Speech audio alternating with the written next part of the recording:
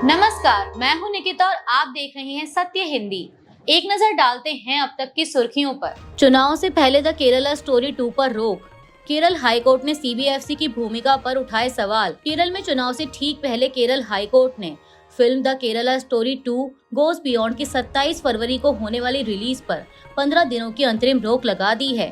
Justice पेचू Kurien Thomas की single bench ने कहा कि central board of film certification ने यूएस सर्टिफिकेट देते समय अपनी जिम्मेदारी ठीक से नहीं निभाई, गाइडलाइंस पर ध्यान नहीं दिया। ऐसा लगता है कि बोर्ड ने मंजूरी देते समय ठीक से विचार नहीं किया। फिल्म का निर्देशन कामाख्या नारायण सिंह ने और निर्माण विपुल अमृतलाल शाह ने किया है। कहानी में लव जिहाद जैसे मुद्दे को दिखाया गया है, जिस पर प्रोपेगेंडा फैलाने के आरोप लगे। फिल्म के ट्रेलर के बाद विवाद बढ़ा, जिसमें केरल की छवि को नकारात्मक दिखाने का आरोप लगा। याचिकाकर्ता श्रीदेव नंबूदरी ने कहा कि फिल्म केरल की छवि खराब कर सकती है और सामाजिक तनाव बढ़ा सकती है। कोर्ट ने सूचना एवं प्रसारण मंत्रालय, सीबीएफसी और निर्माताओं को नोटिस जारी कर 2 हफ्ते में पक्ष सुनने को कहा है। वहीं फिल्म के निर्माता बड़ी बेंच में अपील करने की तैयारी कर रहे हैं। न्यायपालिका में भ्रष्टाचार अध्याय पर सुप्रीम कोर्ट सख्त। एनसीईआरटी की किताब बैन और प्रतियां जब्त करने का आदेश। सीजेआई सूर्यकांत की कड़ी टिप्पणी, जिम्मेदारों पर हो सख्त कार्रवाई। सुप्रीम कोर्ट की रोक के बाद शिक्षा मंत्री धर्मेंद्र प्रधान का बयान, बोले कोर्ट के हर आदेश का होगा पालन। सुप्रीम कोर्ट ने गुरुवार को एनसीईआरटी को कड़ी फटकार लगाई। कक्षा 8 की सामाजिक विज्ञान की किताब में न्यायपालिका में भ्रष्टाचार से जुड़े अध्याय पर कोर्ट ने नाराजगी जताते हुए किताब को भारत और विदेश में बैन करने और सभी प्रतियां जब्त करने का आदेश दिया। साथ ही इसे ऑनलाइन साझा करने पर भी रोक लगा दी गई। सीजेआई सूर्यकांत ने कहा कि जिम्मेदार लोगों की पहचान कर सख्त कार्रवाई की जाए और मामले की गहराई से जांच हो। कोर्ट ने केंद्र सरकार और एनसीईआरटी को नोटिस जारी किया। एनसीईआरटी की ओर से पेश सॉलिसिटर जनरल तुषार मेहता ने बिना शर्त माफी की बात कही और बताया कि 32 किताबें बाजार में आई थीं, लेकिन अब उन्हें वापस ले लिया गया है। पूरे अध्याय को संशोधित किया जाएगा। लेकिन सीजेआई सूर्यकांत ने एनसीईआरटी के बयान पर मीडिया रिपोर्ट्स का हवाला देते हुए टिप्पणी की कि इसमें माफी का कोई शब्द नहीं है और यह मामला गंभीर साजिश के जैसा लगता है। सुप्रीम कोर्ट द्वारा एनसीईआरटी की कक्षा 8 की सामाजिक विज्ञान की किताब में जुडिशियल करप्शन चैप्टर पर बैन लगाने और अवमानना नोटिस जारी करने के बाद केंद्रीय शिक्षा मंत्री धर्मेंद्र प्रधान ने कहा कि सरकार कोर्ट के निर्देशों का पूरी तरह पालन करेगी। जमशेदपुर में उन्होंने कहा कि जुडिशरी का अपमान करने का कोई इरादा नहीं था और मामले की जांच होगी। बता दें कि सुप्रीम कोर्ट ने किताब के प्रोडक्शन और वितरण पर रोक लगाते हुए सभी फिजिकल और डिजिटल कॉपियां हटाने का आदेश दिया है। पीएम मोदी का इस्राइल में भाषण, नेतन्याहू का बेशर्म बचाव। कांग्रेस बोली गजा पर चुप्पी क्यों। पीएम मोदी के भाषण से भारत की नैतिक साख को पहुंचा नुकसान। प्रधानमंत्री की इस्राइल यात्रा पर राहुल गांधी का हमला। कांग्रेस ने प्रधानमंत्री मोदी के इस्राइली संसद में दिए गए भाषण की कड़ी आलोचना की है। पार्टी ने इसे इस्राइली प्रधानमंत्री बेंजामिन नेतन्याहू का बेशर्म बचाव करार दिया। कांग्रेस ने भारत के पहले प्रधानमंत्री जवाहरलाल नेहरू के 1947 में अल्बर्ट आइंस्टाइन को लिखे पत्र का हवाला देकर मोदी के रुख की तुलना की। दरअसल बुधवार 25 फरवरी को इस्राइली संसद को संबोधित करते हुए प्रधानमंत्री मोदी ने गजा शांति पहल को क्षेत्र में न्यायपूर्ण और स्थायी शांति की दिशा में एक रास्ता बताया था। उन्होंने इस्राइल के साथ एकजुटता का संदेश दिया और कहा कि कहीं भी आतंकवाद शांति को हर जगह खतरे में डालता है। मोदी ने इस्राइल की कुर्बानियों का जिक्र किया, लेकिन गजा में मारे गए 70,000 लोगों की हत्या और हमदर्दी के लिए शब्द नहीं थे। पीएम मोदी ने गजा नरसंहार को पूरी तरह नजरअंदाज किया। पीएम मोदी ने कहा कि मैं भारत की जनता की ओर से हर खोई हुई जान के लिए गहरी संवेदना लेकर आया हूं और हर उस परिवार के लिए जिनका संसार 7 अक्टूबर 2023 को हमास के बर्बर आतंकवादी हमले में टूट गया। हम आपका दर्द महसूस करते हैं, हम आपका दुख साझा करते हैं। भारत इस्राइल के साथ मजबूती से, पूरे विश्वास के साथ इस पल में और उसके आगे भी खड़ा है। कोई भी कारण नागरिकों की हत्या को जायज नहीं ठहरा सकता, कुछ भी आतंकवाद को जायज नहीं ठहरा सकता। लेकिन प्रधानमंत्री मोदी ने गजा में नेतन्याहू की इस्राइली आतंकवाद का जिक्र तक नहीं किया। कांग्रेस ने गुरुवार को प्रधानमंत्री नरेंद्र मोदी के इस्राइल की संसद कनेसेट में दिए गए भाषण पर कड़ा हमला बोला। कांग्रेस का कहना है कि यह भाषण इस्राइली प्रधानमंत्री बेंजामिन नेतन्याहू का खुला बचाव था और इससे भारत की नैतिक साख को नुकसान पहुंचा है। कांग्रेस ने इस मौके पर भारत के पहले प्रधानमंत्री जवाहरलाल नेहरू का भी जिक्र किया। पार्टी ने 1947 में नेहरू द्वारा वैज्ञानिक अल्बर्ट आइंस्टाइन को लिखे पत्र की याद दिलाई, जिसमें इसराइल के गठन को लेकर नेहरू का संतुलित और नैतिक रुख सामने आया था।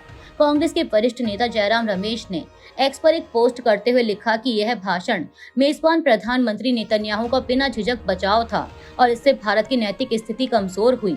एक अन्य पोस्ट में जयराम रमेश ने जाने माने इस्राएली वकील और साहसी मानवाधिकार कार्यकर्ता इताई मैक की प्रधानमंत्री मोदी के भाषण पर की गई आलोचना का जिक्र किया। जयराम रमेश ने कहा कि इताई मैक ने कल कनेसेट में दिए गए प्रधानमंत्री के उस भाषण की पोल खोल दी है जिसे गोदी मीडिया ने बहुत बढ़ा चढ़ाकर पेश किया, लेकिन उस भाषण ने भारत की नैतिक साख को नुकसान पहुंचाया। कांग्रेस नेता ने सोशल मीडिया पर एक भी पोस्ट साझा नहीं किया। कांग्रेस नेता ने सोशल मीडिया पर एक पोस्ट भी साझा किया जिसमें इताई मैक का लेख था। इस लेख में मैक ने प्रधानमंत्री मोदी के कनेसेट में दिए गए भाषण की कड़ी आलोचना की है। लोकसभा में विपक्ष के नेता राहुल गांधी ने मोदी की इस्राइल यात्रा पर तीखा हमला बोला है। उन्होंने एक्स पर एक पोस्ट किया, नरेंद्र सरेंडर मोदी, मुझे आपको यूएस ट्रेड डील रद्द करने की चुनौती दिए 24 घंटे से ज्यादा हो गए हैं और एक बार फिर आप चुपचाप इस्राइल निकल गए। कम से कम एक बार तो आप पहले ही इस्राइल में एप्स्टीन के इशारे पर नाचे और गाए हैं, तो इस बार किसके आदेश पर देश के हितों के खिलाफ सौदा करके लौटेंगे। राहुल ने इसे एप्स्टीन फाइल से जोड़ते हुए कहा कि मोदी की यात्रा किसके इशारे पर हो रही है और यह भारत के हितों के खिलाफ है। पंजाब हरियाणा हाईकोर्ट से भूपेंद्र सिंह हुड्डा को पड़ी राहत। पंचकुला प्लॉट केस में सीबीआई के आरोप खारिज। पंजाब और हरियाणा हाईकोर्ट ने हरियाणा के पूर्व मुख्यमंत्री भूपेंद्र सिंह हुड्डा और एसोसिएटेड जर्नल्स लिमिटेड यानी एजेएल को पंचकुला प्लॉट पुनः आवंटन मामले में बड़ी राहत दी है। जस्टिस त्रिभुवन थैया की बेंच ने सीबीआई के आरोप खारिज करते हुए दोनों को सभी आरोपों से डिस्चार्ज कर दिया। कोर्ट ने कहा कि रिकॉर्ड में ऐसा कोई प्रथम दृष्टया सबूत नहीं है जिससे साजिश, धोखाधड़ी या पद के दुरुपयोग का मामला बनता हो और आगे की कार्रवाई अदालत की प्रक्रिया का दुरुपयोग होगी। मामला सेक्टर 6 पंचकुला के प्लॉट नंबर C17 से जुड़ा है जो 1982 में एजेएल को आवंटित हुआ था। 1992 में निर्माण न होने पर प्लॉट वापस ले लिया गया था, लेकिन 2006 में हुड्डा सरकार के दौरान इसे मूल दर पर दोबारा आवंटित किया गया। 2014 में बीजेपी सरकार आने के बाद जांच शुरू हुई और मामला सीबीआई को सौंपा गया। वहीं अब हाईकोर्ट ने कहा कि आवंटन सक्षम प्राधिकरण की मंजूरी से हुआ था और इसे कभी अवैध घोषित नहीं किया गया। किम जोंग उन का ऐलान, परमाणु ताकत और बढ़ेगी। अमेरिका को दिया संदेश। उत्तर कोरिया के नेता किम जोंग उन ने अपने देश के परमाणु हथियार कार्यक्रम को और मजबूत करने तथा उसकी ऑपरेशनल रेंज बढ़ाने का इरादा जताया है।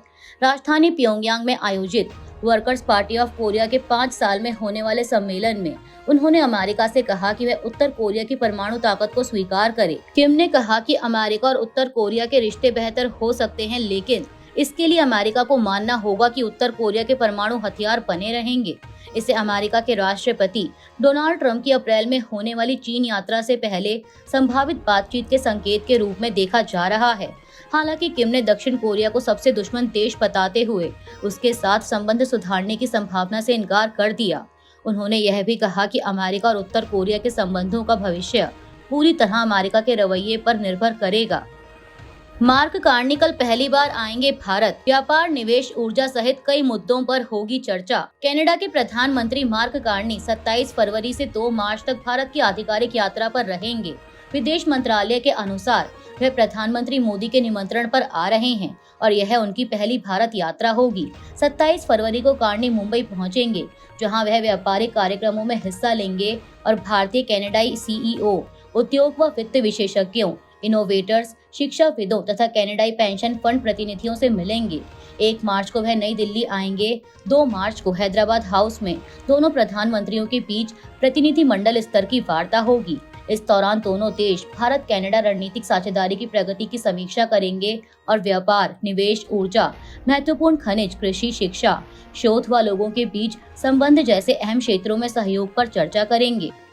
पीयूष गोयल की अमेरिकी अधिकारियों से काम की बातचीत, लेकिन अंतरिम व्यापार समझौते पर पुनर्विचार के संकेत नहीं दिए। केंद्रीय वाणिज्य एवं उद्योग मंत्री पीयूष गोयल ने गुरुवार को कहा कि उनकी अमेरिका के कॉमर्स सेक्रेटरी हॉवर्ड लुटनिक और भारत में अमेरिकी राजदूत सर्जियो गोर के साथ काम की बातचीत हुई है। यह बैठक उस समय हुई जब दोनों देशों ने 23 से 25 फरवरी को वॉशिंगटन में होने वाली अंतरिम व्यापार समझौते पर बातचीत को टाल दिया था। यह फैसला यूएस सुप्रीम कोर्ट के उस निर्णय के बाद आया जिसमें राष्ट्रपति ट्रंप द्वारा टैरिफ लगाने के लिए खास कानून के इस्तेमाल को खारिज कर दिया गया।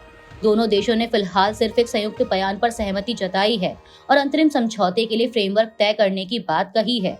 भारत सरकार ने कहा है कि वह अदालत के फैसले का अध्ययन कर रही है, लेकिन समझौते पर पुनर्विचार के संकेत नहीं दिए गए हैं। अभी के लिए इतना ही। बाकी की देश दुनिया की बड़ी खबरों के लिए जुड़े रहिए सत्य हिंदी के साथ।